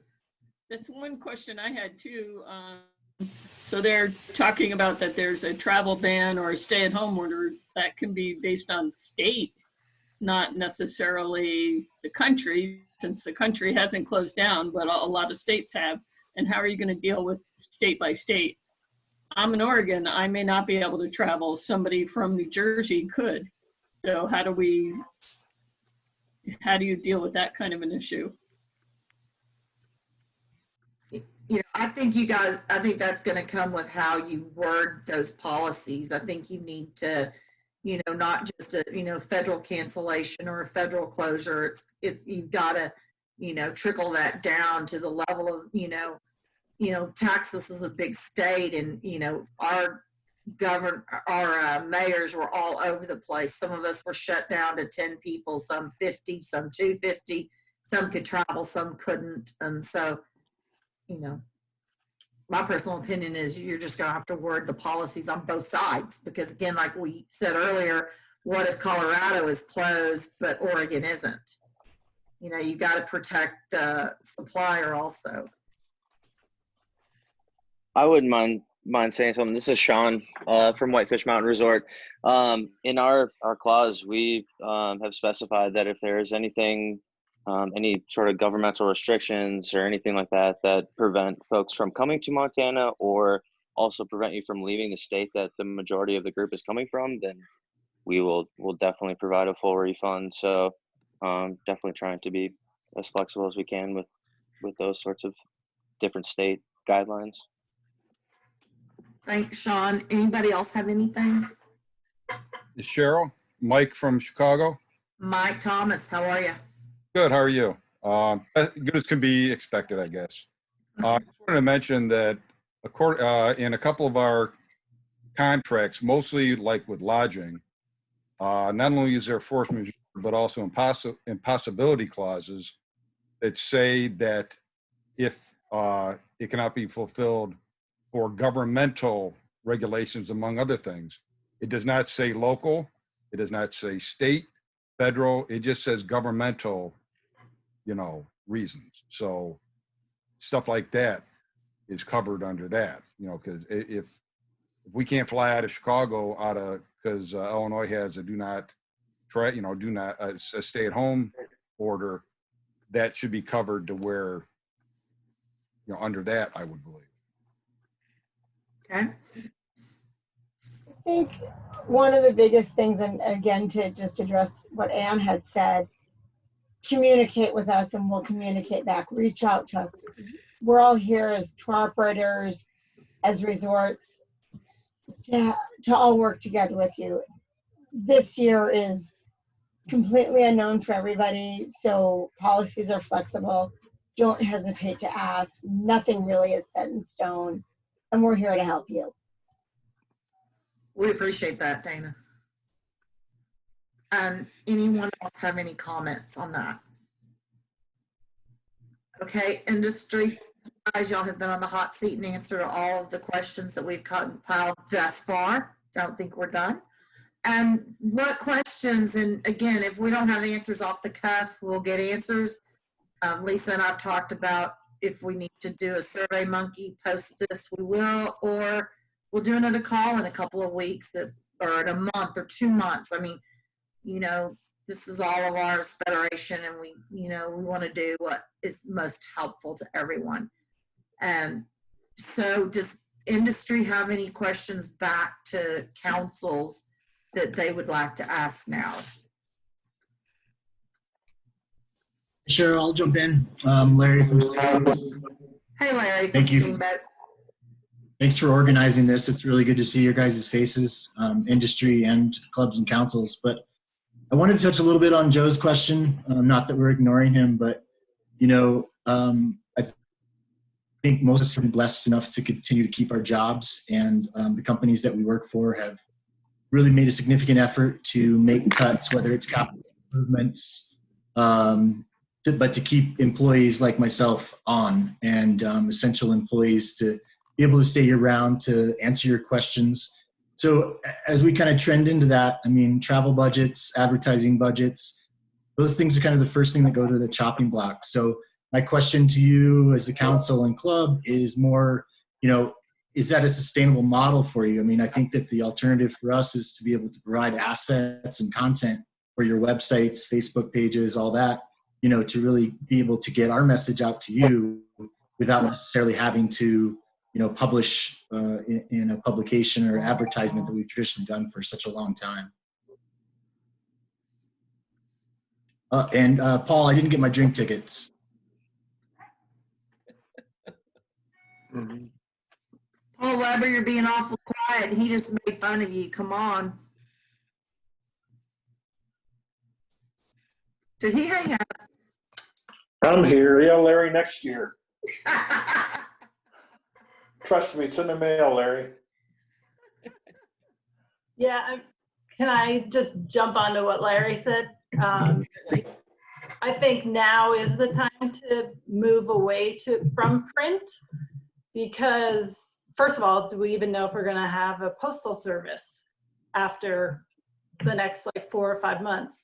But for us, for the Aspen Skiing Company, we're not even producing a travel planner this year, our domestic vacation planner that usually sent out a couple 100,000. We're not even producing it. So we're just going fully online. So I think that's the wave of the future, is to really get an online presence and push that hard. Anyone else? Do I have any hands up anywhere? All you councils just dying to talk? Well, I mean, similar. I mean, how do we get messages out to clubs beyond the MTS virtual platforms? All of the spring conferences have been canceled, postponed. Maybe there's some viability in the fall. But have the councils thought about canvassing their members about which destinations they might be interested in, and then working with maybe the ski resort first and foremost, as well as potentially some of their partners, lodging partners, so on and so forth, to be able to get in front of them with those messages, as Larry and Mary both alluded to. So that's what we're interested, rather than sending a ton of emails. It would really be nice to have these type of interactions in lieu of the change of the spring travel schedule. And so good, if we, you can tell I'm thinking as I talk, and also about our limitations technologically wise, but with some calls like this with industry and just, each council who wanted to participate, something like that, where they could have club members on instead of you just talking to one council person, would opening up some video conferencing or something like that. I mean, with all of the people that are part of Federation, I mean, we can trickle down. We don't do a very good job of it, but if we set up some webinars or something with, something like that, how, and what would you say, what can we do to help y'all? Tell us. I think y'all can tell by this call, we're trying. We just want communication. That's what our goal is. So what can we do to help y'all get to trickle down right now? Do you have any suggestions? Have y'all brainstormed anything during MTS, the calls y'all are doing? Do you have any ideas? What can we do to help you? Cheryl, I'm still, I asked a provocative question before, should we tell our clubs? And I'm still not sure what to say. I'm so happy that you're doing this and everybody's there. It's nice to see everybody, especially people I haven't seen in years. But I need something somewhat positive to give to our clubs, because they're asking us. And basically, I'm just saying, just communicate. But I wish I had, and I know you guys don't know the answers. We don't know the answers. So I don't know what I'm asking. I'd like something to tell my people, because I got to tell them something sometimes. Tell them it's going to happen. Yeah. Yeah. Well, in some Ray, cases, we don't even know what the questions are. Right. Ray, I think the best thing you can do is tell them that, ask questions. What are they scared of? What are they nervous about moving forward with? And that's what we're here to help you with. And we'll answer those questions as best we can, because you don't know. So unless we get asked, we can't answer them. So ask us, ask the industry, ask your tour operator, ask your resort rep, and we'll answer them as best we can. But I think, like you said, keep the communication open. And I think that's the most important thing right now, because nobody really has the answers, unfortunately. But we'll all work together to try to make it as painless as we can moving forward. We're all here in the same boat. Okay. And one of the things that I started our call out with Sports America for the trip with the clubs for the carnival was, you've got to have a little patience, you got to have a little faith, and you've got to start thinking positive, because we do know that a lot of the answers are unknown at this point. And we have to start communicating. We have to ask questions, even if we don't like the answers. I mean, that was the best advice that I could give the clubs under my council. And it's a trying time, not only for the industries, but for people, period. And there's undue stress, and you just have, like I said, you have to have a little bit of faith. You got to think positively. And the hardest thing for us to do, I think, is to have a little bit of patience, because we're so used to being done most things right now and handing everything out to our clubs. And the more honest we can be, the more communication that we can have, even if it's, again, I don't know the answer, we're going to have to wait a little longer, is better than nothing. At least it's something to bring back. Yeah. I think it's also kind of, sorry to interrupt. I think it's also kind of important just to note that, I mean, most of us, it seems like everybody is being very flexible at the moment. There's a lot of unknowns, and, you know, we still want to see you out here. It's not that we don't, but I think letting your folks know that, you know, these resorts are being somewhat flexible about their policies, whether it's the number of people, you know, the cancellation deadlines, that sort of stuff. We're working with you as best we can to, you know, still provide a great service for you. So to reiterate what Sean's saying, and what I've heard you say, are you hearing from clubs that they're not moving forward because they think these policies are so set in stone and there is no flexibility? And have we, through this call, and how else can we help to make them realize that's not the case? This is not business as usual, and it's completely flexible. Just please ask. Well, some of it, I've just heard back that some of the tour operators are not getting back to them. And again, it's a communication. And I think, too, some of the clubs don't know the right questions to ask. And maybe if we can kind of give them some guidance. And I think the best thing I've heard tonight is just ask. And I think a lot of times some clubs are just used to getting a package and running with it. So we just have to ask to be a little more lenient. Just ask is a wonderful statement. I like that. Just ask. And Dana, something, you know, when we did the call the other night with councils to try to get a little bit prepared to talk with y'all, we got notes from that out within about 24, 30 hours, so that everybody could kind of start thinking about things. And then I got the email out to y'all as soon as I could with the questions. We needed to, you know, make them look a little bit better than the mess I had written. And we'll do that with this call, where, you know, we've talked about the flexibility, the get your air booking. It's a good time for groups, yada, yada, yada, everything else. You know, Sherry's on this call, who's our Federation secretary.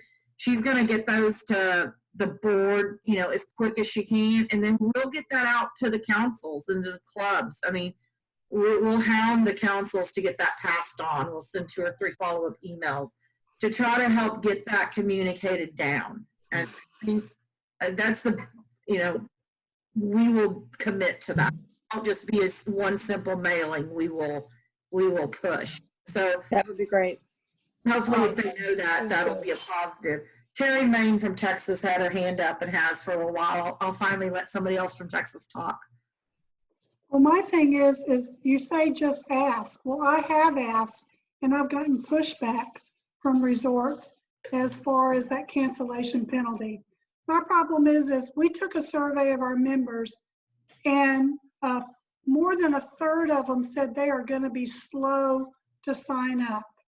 So I don't want to put the club at risk, and I'm in charge of planning all of my particular club's trips. I don't want to put my club at risk at losing money if I can't get people to sign up, even though they've said in a survey they want to go there. But we know they lie on surveys, so you kind of take it as a grain of salt.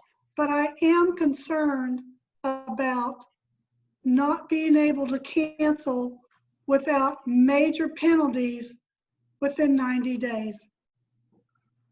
That's my concern. I think they've been saying that they would listen to 60 days and other options. Well, 60 days would be incredible. I'm asking for 90, and I'm not getting it on everything. I'm getting Well, it on most, but not yeah. everything. I think 60 is probably not going to be found at a lot of resorts, especially those who are more destination, because they don't have a drive market to rely on. So they're not necessarily going to fill those beds if it's canceled within 60 days. So I wouldn't call that a normal at all. I would say that's pretty amazing that somebody actually offered that. I haven't heard that anywhere. But Terry, is it better to maybe start out smaller and then add on as you go? You know, because if you have people that are afraid to jump on right away, which is understandable, at least you want to lock in a good rate for those people who are really committed. Well, we have, our trips are much smaller. We're taking about a third less than what we normally take or what we're planning, and one less trip a year. Actually, 2 less trips a year. So yeah, we are already planning for that contingency, but we also need some give from some of the resorts. And I will say there are some property destinations that are giving us those 90 days out, but there are others that are not. So that's all I'm asking. Because you're not going to get the driving people to come in. Like Mike said earlier, the people that are the day trippers, or the people that come in and book a month out, or your 30-something-year-olds, they're going to book 2 weeks out. So you're still going to be sweating bullets while your property sits there vacant. At least at club level, we're going to know 90 days out. So you'll still have that property. Okay, any other comments? Okay, Paul Weber has the floor. Unmuted. Thank you, Cheryl. I got a couple direct messages here a little bit ago about MTS virtual platform. Maybe many of you don't know about it, that you weren't involved with MTS. We had 140 group leaders signed up for MTS this year. And of the ones that decided, we gave them the option to roll over their registration till next year in Vail, or they could get a refund. Those that rolled over were eligible to do our virtual meeting exchange or group exchange in a couple weeks. And with those, we probably have about 70 or 80 group leaders signed up to do the virtual exchange. Now, maybe some of your resort people are doing the trade exchange currently going on now. I'm not sure if anybody's doing that here in this tonight. But so that answers the question about what the virtual platform is. We set that up and started it. Actually, meetings started this week and next week for trade. And then in the last week of May, which Tuesday after Memorial Day on for 4 days, we'll have the group exchange. So basically, you'll be able to do appointments for up to 30 minutes or more, depending on the time you can block off on that. So hope that answers everybody's questions they had with me tonight. So thank you, Cheryl. You're welcome. You know, that's what happens when you have my cell number. You just go directly to me in the middle of the call. Hey, I'm going for you, girl. Yep. So we're going to wind down now. We don't want to, I'm not trying to cut anybody off or anything. We're here. I hope y'all know we want to communicate. Now, we had fewer council a couple of weeks ago, but some email responses. Now, hopefully this call we had more, and we keep going as people see that there is an exchange of ideas, and I hope we're not wasting this time. And I want to I'm going to ask a question quickly, and just want to see, we're trying to decide whether we're going to have our meeting in Telluride, our National Ski Council Federation delegates meeting. And we're trying to figure out who will come and who won't. And we had a call the other night, and I'll just be, open with y'all. We had some concerns. Most of y'all probably know Lisa will Telluride is furloughed and won't be back till sometime in June. So, we don't have pricing information, we have a lot of unknowns at the moment. And so we're trying to figure out what to do. Does anybody have a strong comment one way? And just so you know, we're going to make a decision after talking with Lisa and having a call the beginning of June. I think is when we're going to finalize that decision. But does anybody have any strong comments on that one way or the other that you think we need to hear? Paul Weber has his hand up. Paul? Well, the question is, does it have to happen in August or can make it later, like in early October, let's say? Well, we heard in the past, and I know who told me, but I'll just see what people say now, but we've been told the beginning of October was not a good time for industry. True or false? Well, that was before when we were doing a lot of traveling to ski shows, which probably aren't going to be happening. So it's a different time now. So I think later is probably better because we have more chance of it happening than August. And budgets will come back too, right, Mary? Travel money, yeah, travel money. Budgets are set, or at least I know mine is for this coming year. But I think August might still be a little too early. I mean, do you guys feel comfortable getting on a plane in August? No, I'll be honest. It was leaning more towards maybe canceling, but we haven't had a chance to talk to Lisa. So Lisa is a big, a huge part of what we're going to do. So maybe, and Lisa's the person who deals primarily with the contract at this stage, and so Lisa can talk to Lisa. Let me just try to convince people. I mean, we can certainly, y'all, this is about ideas and exchanging things. And so I don't see any reason why we can't approach, Telluride and see if they would be willing to do something like that. Does anybody have any comments about moving the meeting that hasn't already been made? There's one more issue I'd like to talk about quickly, and we really did want to try to keep this to 2 hours. So I had one comment now. Better. Mark Harris and then Paul Weber. Yeah.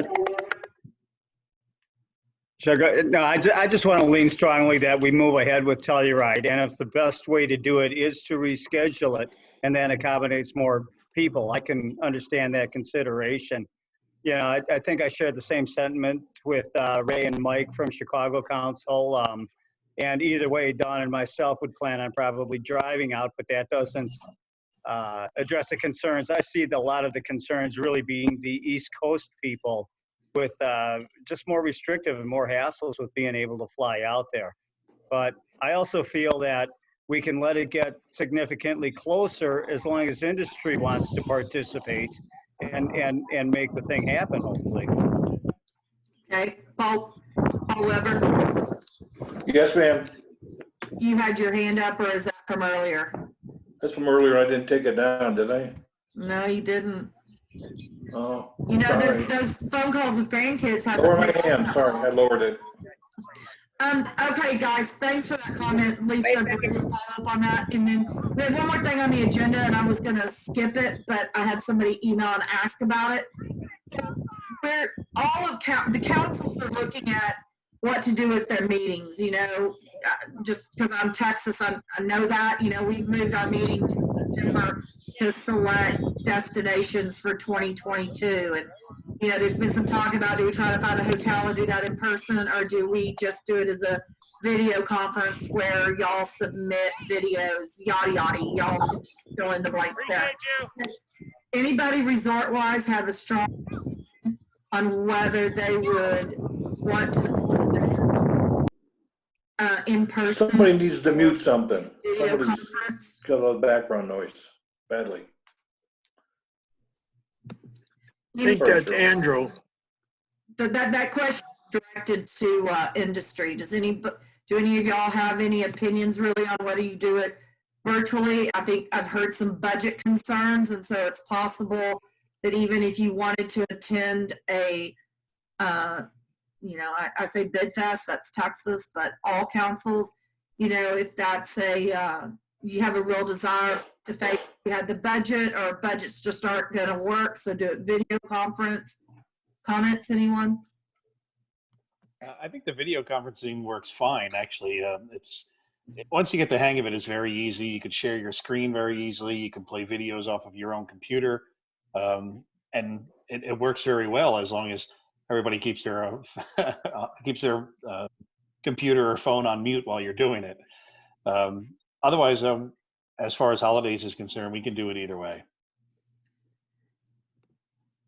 Anybody else have a different opinion or any comments? You know, we really want it to be a win-win. We love seeing you guys, but we want y'all to be safe. We want y'all to be able to work within your budgets. You know, we want everybody on an equal playing field. You know, all those things are important. Okay, I'm going to turn it back over to Lisa to say goodnight, but thank you guys. Y'all do not know how awesome it has been for me to see y'all and how awesome it is to see y'all's interest and participation. And I just can't thank you guys enough. Really, you guys are a special group of people. Lisa. Thank you, Cheryl. Thank you, Cheryl, for coordinating it and taking the reins when the comment was made a couple weeks ago, and getting this. Each of you, amazing. I mean, I feel we got a lot out of it. I hope you all did too. I think we need to take this all back to our councils and our clubs and tell them, let's not be afraid. Let's just plan and see where we go. And we're just going to have to, as Ann said, be patient and learn how to roll with the punches as we move forward in the next year for sure. Again, it was great seeing all of you. I appreciate how many took the time. I think at one point I counted 75 squares. So it was a really good turnout, and y'all stay safe and I hope to see you in person really soon. We'll be in touch from the Federation. Thank you. Good night, everybody. Stay safe. Thank you. Bye. Be well. Good night, everybody. Good night, everybody. Night. Thank you all. Thank you. Oh my. Okay, so those of us left, should we go get a glass of wine and just hang out for a little bit? Oh my gosh. Definitely. I'll mix the drinks. I'm for that. Wine would work. Hi, Mike. On the TSC class. How you doing? Hey, Mike. People, I better be good. Good night, John Boy. Good night. Good night. Y'all are the best. Thank you, guys. Bye. Bye. I'm a sick puppy. I always like to see who stays on at the end. Well, you know, I could just disconnect everybody, but I'm being nice. Don't tell anybody. Good night. God bless everyone. Cheryl, don't forget to stop the recording. Cheryl, it's nice to see you there. Glad to see you there always. You can stay on all night long. Thanks, Ray. You're a doll. All right, guys. We'll talk soon. Bye. Till then. Bye, guys. I'm ending Bye. it. Y'all are done now. Bye.